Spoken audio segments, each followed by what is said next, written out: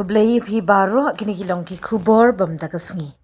Ka Dr. AJU Khardun, District Medical and Health Officer DMHO ka East Khas Hills, habakran shakilat pathai kubor ha Khynllung Press Club mentagasngi. Ban pinmana pat ba ya artli ki program ki bakongsan, kabaya day bat ka kot ka kya ki khana kata ka National Newborn Week bat ka SAANS campaign social awareness and action to neutralize pneumonia successfully.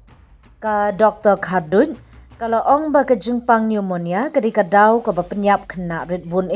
hapo ka karta sansnem bat manla ka saufulai second.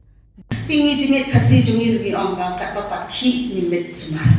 Remi la do no kata jing sumar baning kong baleng ha untuk tet ka ba ni hak ban ai kelum bandi no to folic acid uni unyara ya ke jepin di kacau kelum ya ke jing lau jing man kata immunity jing kelum ngado basta tingi ju ong kelum be bagi dong kata jing kelum ada sik ong maka dia sebut ada penting no ni tadi wan sini ni sebut ini doktor binas no penting nak sih yang tu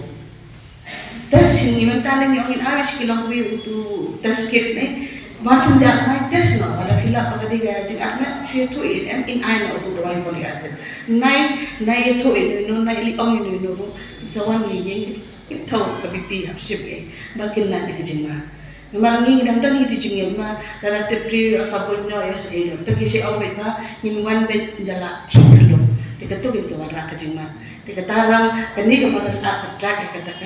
early registration but we don't look at line listing ni kita ki nam ha kinu kilang kumi ki badan ki jingma